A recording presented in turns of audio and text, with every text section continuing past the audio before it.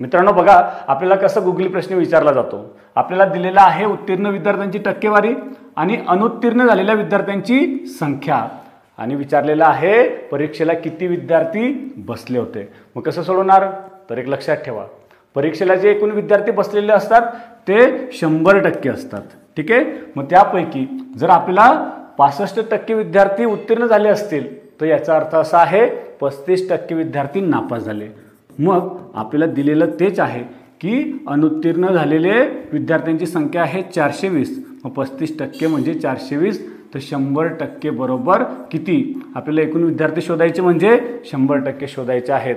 मग क्रॉस तयार केला, कोणाकोणाचा गुणाकार होईल, 100 आणि 420चा गुणाकार होईल, एक्सच्या बाजूची संख्या ही भागीला जाईल.